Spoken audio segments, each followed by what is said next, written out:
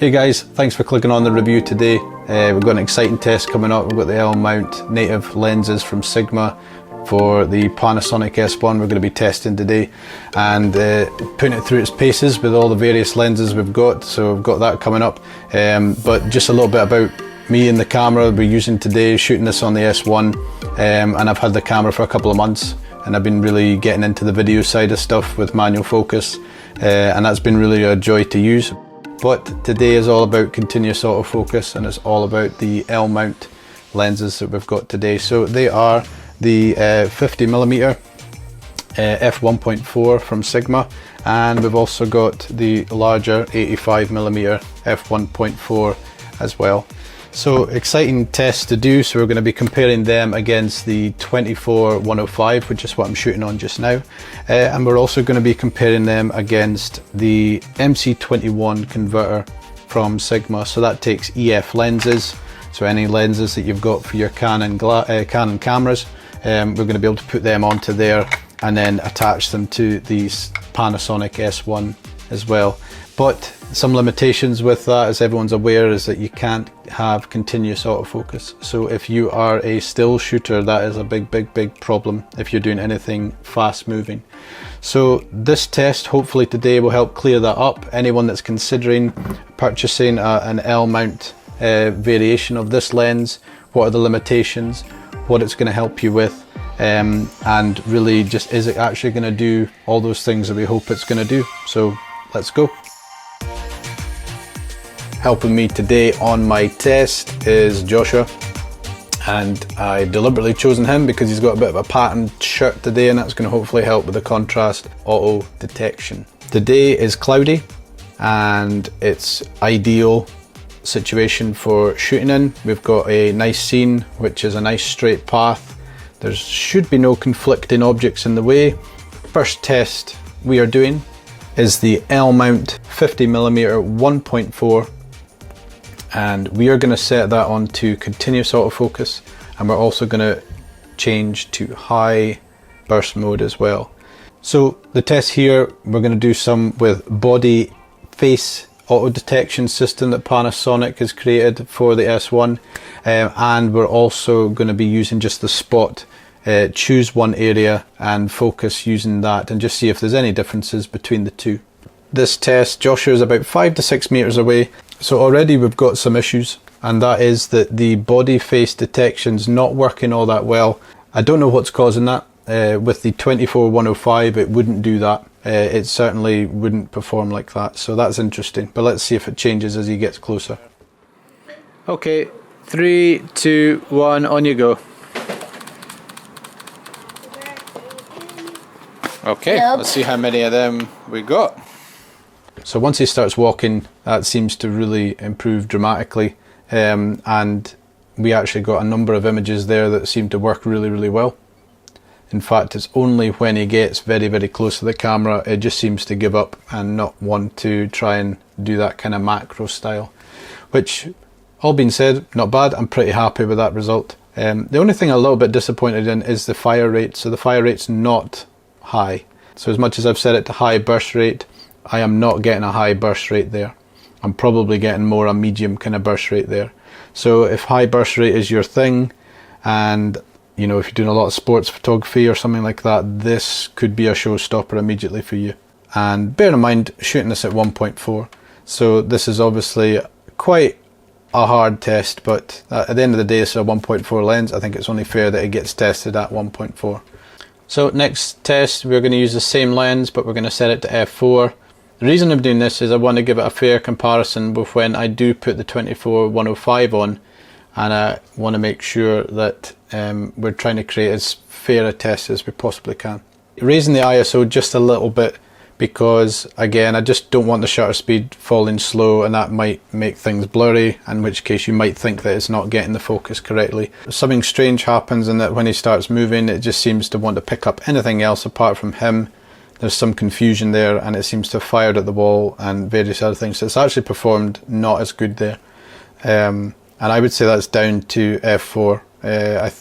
For whatever reason, I think it seems to perform better once he starts moving with that shallower depth of field.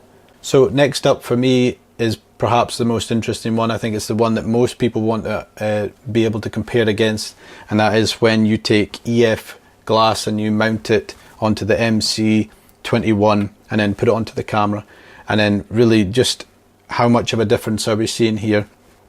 And if you had to shoot something like this using this, would you be able to actually get any result whatsoever? So let's have a look. I need to take it off of high speed burst mode and make sure that every time I want to take the shot, I need to be very quick with holding down the shutter to right to the end to make sure I get the photo taken. So this is obviously a major limitation when you are doing moving subjects, and probably why a lot of people have struggled to adapt it to the Panasonic S1 in the first place. 3, 2, 1, go! I don't know if we got any there. You got 4. It's not doing well here at all. It's just by the time it gets the focus, he's out of focus, and then we're moving on to trying to get the next shot. So it's just done very, very poorly here. I think we maybe got one when he first started walking. But again, the body and face tracking is not doing well here. There's a lot of hunting. There's a lot of like trying to search behind him, in front of him.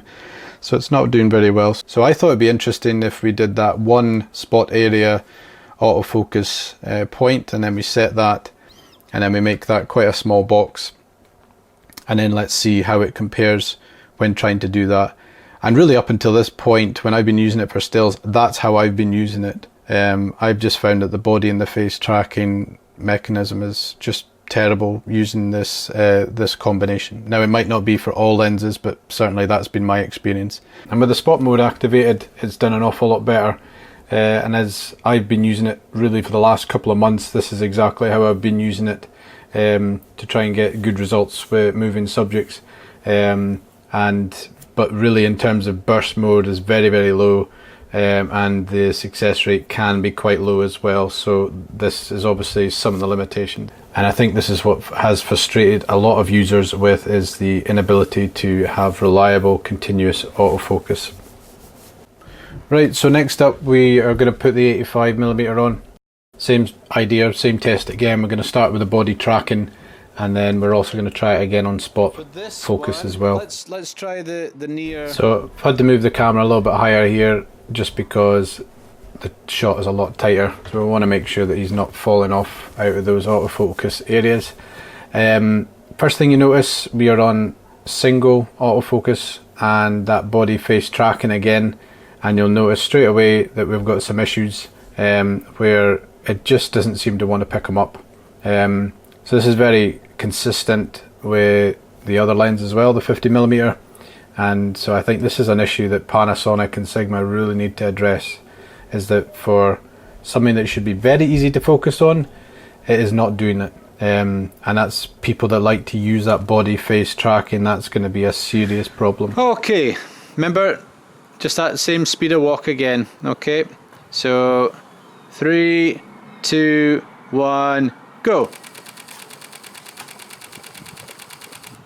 That was a lot of pictures.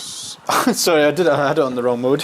Look at all that. Right, that's why it was so fast. 3, 2, 1, go. Not bad? Don't know. So due to the distance here, we see that it really only got the first few shots. In fact, I think when it got to roughly around 3 to 2 meters away from the camera, it just seemed to give up. I just didn't want to even try to get the focus at all. So what we're going to do for the next test is we're going to move him back right to the end of the alleyway, and that should hopefully give us the idea where you probably would actually use this lens in this setting. Right, let's see if it gets you now. Okay, 3, 2, 1, go.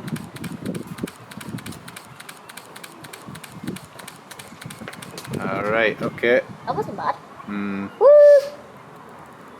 Don't know how many times I got you there. It's not getting you once you get that close. Why is my gun in it? Okay, that's the first one that's acceptably sharp. So that's 1, 2, 3, 4, 5, 6, 7, Wow, it's just the first steps and then it loses you. Completely. My first. So same again, next test we're going to move it into spot focus mode and just choose that one area, making it very small and making it in an area where I think most of the time I'm going to want my subject. In this case very easy because he's walking right towards the camera, so I know that I can get a good success rate with that.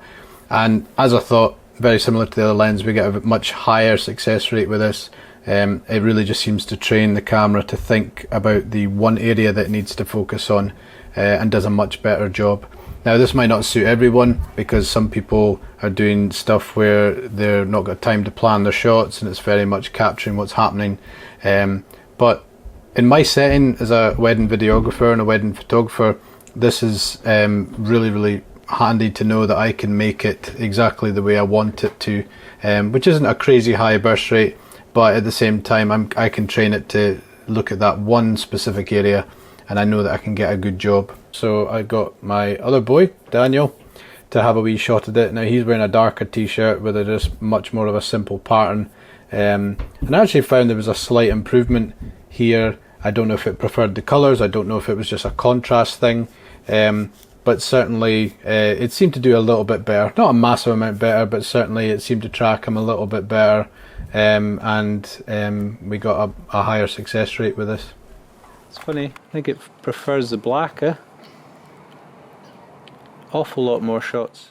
So next up we got the 24-105 lens. I absolutely love this lens, as we've set it to 50mm, and then we can kind of do a comparison here of what it how it compares. I'll set it to 50. So that's the 24-105 set to 50. So once again, ISO needs to come up just to help with keeping that shutter speed nice and quick. So we need to pump the speed a little bit. Okay, and then we're going to do the auto detect. No, starting from the line, sorry dude. That's it.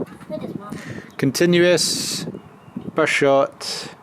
And we're going to put Joshua back on the 5-6 meter line to make sure that it's fair, and that's how we tested the other 50mm as well. So once again, even with a native lens, we're seeing that the body face tracking system performs really poorly. I'm not sure why, but it would much prefer to focus on the walls, really anything apart from obviously what's right in front of it. So that's a little bit disappointing. But truthfully, I've not found that really much of an issue when you're actually going to shoot. I don't know if additional movement in the camera or being able to change the angle helps with that. Maybe it doesn't like static scenes, but in any case it's not performing very well here. Okay, 3, 2, 1, go.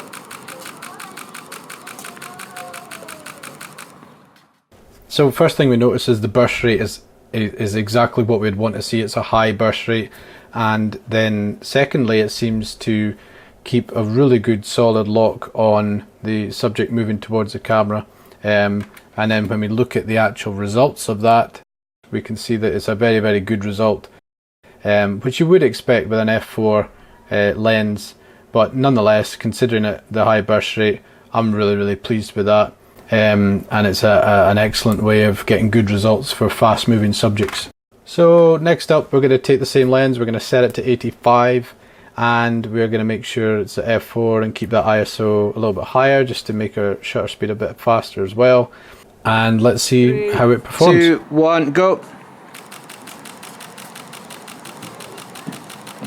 So a couple of things to point out. I think Joshua is a little bit faster here, but as you see looking through the photos, the result is fantastic. Very good. So the last couple of tests I did would have been a more kind of practical example of how I would actually use this. So truthfully, putting it on a tripod, telling my subject to go away and come back, probably not how I would shoot. I'm going to be much more personal with them. I'm going to be much more walking and talking. And so the next couple of tests I did, albeit I couldn't film it, but I can show you the JPEGs that came from that. And as you see, the results are absolutely fantastic. Considering the subject is moving, considering I'm moving, that for me was excellent, and so these native lenses are going to really suit my needs. That's all I'm going to need them for. Not going to be photographing anything fast. So as you see here from the 50mm, this is shot at 1.4, and we've got a moving subject, I'm moving, and yet the burst rate is high and the success rate is good, so I'm happy with that. And again with the 85, although I probably wouldn't want to move about too much with this lens whilst using it, you still see here actually I'm able to keep a track of the subject, and so it's a really high success rate there as well. So very happy with those results. So what are my thoughts? I'm really impressed. I think considering that these are, let's be honest, these are DSLR lenses that have been converted to fit with the Panasonic S1, and I think they've had to do that in a short space of time, and to be honest, I think it's pretty good. I expect the firmware in the S1 to improve and for these lenses only to get better, but there are some drawbacks, and I think anyone seriously into sports, maybe you're shooting with a Sony A7 III already and you were considering an S1, I don't think this is going to be the camera for you, and I don't think these are going to be the lenses for you. They're just not fast enough, and there's too many autofocus issues for it to work for you. But if you're like me, using the S1 for video and for photos as well, this is going to be a great combination if your subject is not moving fast. Maybe you're doing a wedding, this is going to be a great system for you, and I think these lenses finally help with getting some nice affordable primes that, you know, we can now start shooting at f1.4 and getting that look that everyone likes. 50mm 1.4 from Panasonic, I do not have that. I do not have that to compare it to. Quite honestly, I can't afford that for just one lens, so until that comes down in price, that would be way off my radar. But for me, this helps answer that, and it gives me a nice 50mm look, f1.4, with much better autofocus. So immediately I'm happy. I'm going to be keeping these, and I'm definitely going to be using them. So I'm looking forward to showing a bit more of that, and hopefully any other questions you can leave them in the comments below and I can help you answer that, and hey, maybe do a second review for all those things that people want me to try out. So if you haven't already done so, like, subscribe, any way you can help at all, that would be magic. And hey, we'll see you next time.